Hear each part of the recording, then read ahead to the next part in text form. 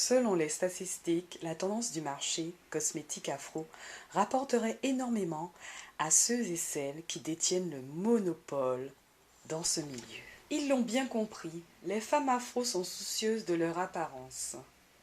Petit rappel, après les années qui ont suivi l'abolition de l'esclavage, le seul désir du peuple noir était de s'intégrer et vivre simplement en essayant de tourner la page. Hélas, le modèle dominant était l'esthétique caucasien, d'où la naissance des produits défrisants, tissages, perruques aux cheveux lisses, pour se rapprocher au maximum du modèle, quitte à se blanchir la peau et se faire une rhinoplastie, réduisant les traits négroïdes, allant jusqu'à se mettre en couple pour métisser sa progéniture, lui permettant peut-être d'accéder aux hautes sphères de la société. Pour résumer, le peuple afro a été perturbé dans tous les domaines, physiques, psychologiques, relations hommes-femmes, esthétiques, sociologiques, et même dans son évolution et son statut social.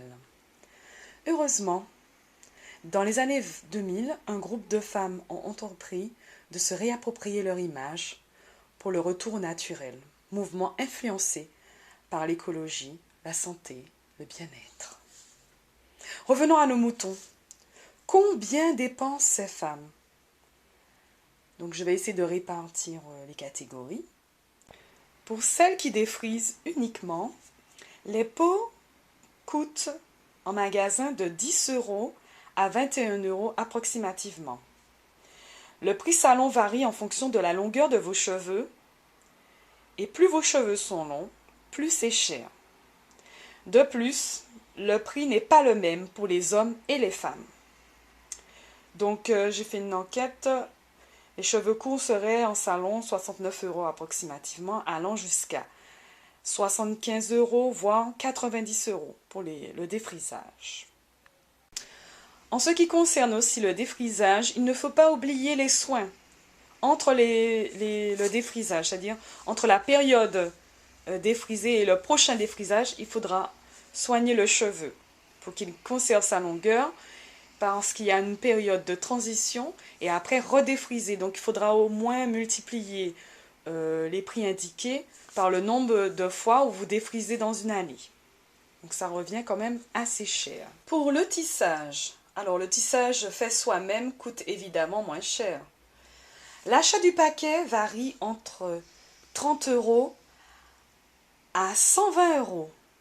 On peut avoir des tarifs moins chers, les tissages un peu de moins bonne qualité, peuvent coûter 8 € le paquet, allant à 19 €, et on peut avoir des tissages à 20 €. Alors, les tresses en salon vont de 60 € à 80 €. Pour les nattes vanille et rajout, c'est des petites mèches qu'on rajoute sur les cheveux, vont de 130 € à 150 €. Le souci du tissage est de le refaire dès qu'il est un peu abîmé. Donc, il y a certaines femmes qui vont privilégier le tissage des cheveux naturels. Donc, ce sont des cheveux qui ont été pris sur des individus. Par exemple, on peut prendre le cas de l'Inde, qui est l'un des fournisseurs de cheveux à tisser. Donc, c'est les Indiennes, pour des offrandes et des dons à leurs dieux, à leurs croyances, bien entendu, respectons leurs croyances, offrent leurs cheveux au temple. Des organismes récupèrent, ou des entreprises récupèrent leurs cheveux, les traitent, les tissent. Pourquoi le choix du cheveu indien? Parce que le cheveu indien se rapproche du cheveu caucasien, puisque le caucasien a les cheveux lisses.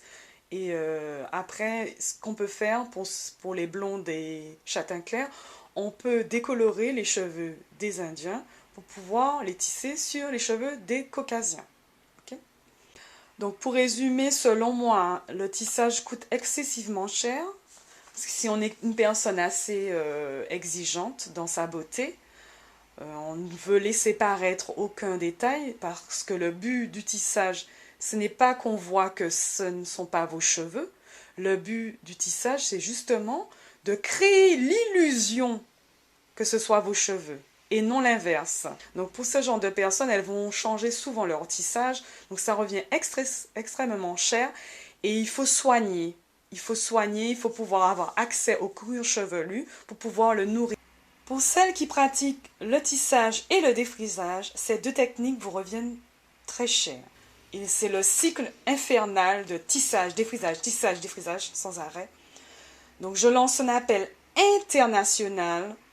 Ces deux techniques ne sont pas bonnes pour le cheveu crépus. Le cheveu crépus est un cheveu fragile et il ne pourra pas supporter ce genre de pratique continuellement. Il faut vraiment laisser reposer le cheveu. Et pour ceux et celles qui sont arrivés à une dégradation de leur cuir chevelu, je vous invite à arrêter, à stopper ces techniques-là. Pour les nappies, plus exactement celles qui retournent au naturel, cheveux crépus, les produits coûtent entre 13 à 20 euros, voire 30 euros l'unité, mais ceux-ci peuvent durer 6 mois, donc après coup, c'est intéressant. Donc le vaporisateur ne coûte pas cher, vous pouvez le trouver en magasin, la brosse, le peigne, le tangleur peut coûter de 8 à 15 euros. Les huiles essentielles peuvent aller de 1,50 € le berlingot à 30 euros en fonction de l'huile et en fonction du litre et tout ça. Pour les fashion addicts, bien entendu, elles peuvent dépenser, mais c'est assez gérable. Et cela vraiment revient moins cher. Pour les nappies plus économes, elles vont chercher le matière première sur le marché, fruits et légumes. Elles préparent leurs cosmétiques elles-mêmes. Ensuite, ce que nous avons pu constater, c'est qu'en France, les femmes aiment beaucoup fabriquer leurs produits cosmétiques elles-mêmes. Elles sont plutôt dans le fait main, fait maison. Ainsi s'achève mon aventure capillaire sur YouTube. Toutes les vidéos que vous avez pu suivre ont été une source énorme pour mon travail plastique en tant qu'artiste peintre. Ce n'a pas été évident de se dévoiler sur mon rapport aux cheveux en tant que youtubeuse. Je compte sur vous pour me soutenir dans mon projet d'artiste qui valorise le cheveu afro. Je diffuserai sur une autre chaîne mes travaux d'artiste sur le même thème du cheveu crépus. Ceci dit, ne manquez pas les prochaines vidéos intitulées Zen Life qui clôturera la chaîne Amour de soi et des autres.